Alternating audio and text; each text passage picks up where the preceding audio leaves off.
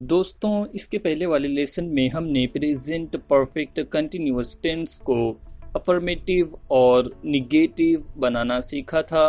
अब इस लेसन में हम प्रेजेंट परफेक्ट कंटिन्यूअस टेंस को इंटेरोगेटिव अफर्मेटिव और इंटेरोगेटिव निगेटिव बनाना सीखेंगे। इसका फार्मूला क्या है? देखिए, सबसे पहले हैव या हैज़ रखेंगे। सेंटेंस में सबसे पहले हैव या हैज़ का इस्तेमाल करेंगे सब्जेक्ट के मुताबिक, फिर उसके बाद सब्जेक्ट रखेंगे, फिर उसके बाद बीन का इस्तेमाल करेंगे और फिर मेन वर्ब की आईएनजी फॉर्म का इस्तेमाल होगा और फिर ऑब्जेक्ट का इस्तेमाल होगा। इस एग्जाम्पल के जरिए समझते हैं।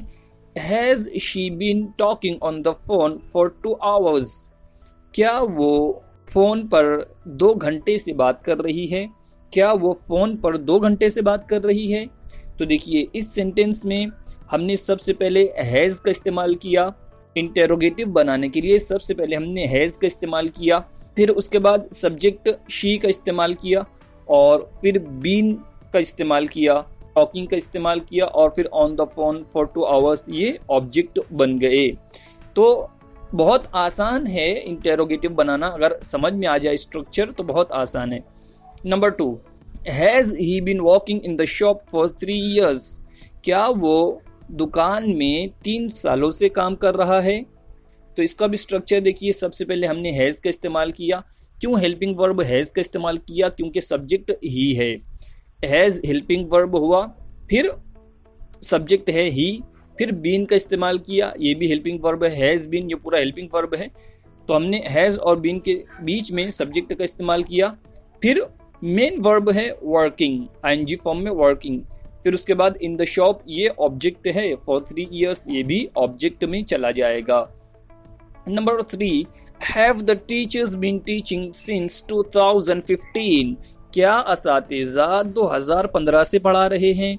तो देखिए, इस सेंटेंस में भी हमने सबसे पहले हैव का इस्तेमाल किया, फिर हमारा सब्जेक्ट है द टीचर्स, तो हमने टीचर्स को रख दिया, फिर बीन का इस्तेमाल हुआ, फिर मेन वर्ब की आईएनजी फॉर्म है टीचिंग, तो हमने टीचिंग का इस्तेमाल किया। सिंस 2015, ये ऑब्जेक्ट में चला जाएगा। तो ये तो इंटेरोगेटिव अफर्मेटिव हुआ।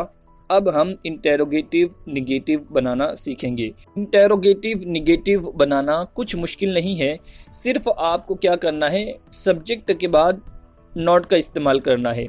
जो स्ट्रक्चर अभी हमने बताया था अफर्मेटिव का, इंटेरोगेटिव अफर्मेटिव का जो स्ट्रक्चर मैंने अभी बताया है, जो फार्मूला अभी मैंने बताया है, उसके अंदर सिर्फ एक काम कीजिए कि सब्जेक्ट के बाद नॉट का इस्तेमाल कर दीजिए। जैसे has she not been talking on the phone for 2 hours? क्या वो 2 घंटे से फ़ोन पर बात नहीं कर रही है? तो देखिए, इस एग्जाम्पल में हमने सब्जेक्ट के बाद नॉट का इस्तेमाल किया। सब्जेक्ट क्या है इस सेंटेंस में? शी, तो शी के बाद मैंने नॉट का इस्तेमाल कर लिया। Number 2, has he not been walking in the shop for 3 years? क्या वो 3 सालों से दुकान पर काम नहीं कर रहा है? तो देखिए, इसके अंदर भी हमने सब्जेक्ट है ही के बाद नॉट का इस्तेमाल कर लिया। Number 3, have the teachers not been teaching since 2015? क्या असातिज़ा 2015 से नहीं पढ़ा रहे हैं? इस एग्जाम्पल में भी आप देखिए कि द टीचर्स ये सब्जेक्ट है और इसके बाद हमने नॉट का इस्तेमाल कर लिया, तो सेंटेंस इंटेरोगेटिव निगेटिव बन गया। मुझे उम्मीद है कि आप समझ गए होंगे। अगर कुछ ना समझे तो कमेंट करके ज़रूर पूछिए, और जो वर्ब्स स्क्रीन पर आए हैं इन तमाम से इंटेरोगेटिव अफर्मेटिव और इंटेरोगेटिव निगेटिव बनाइए। फिर मिलते हैं अगले लेसन में।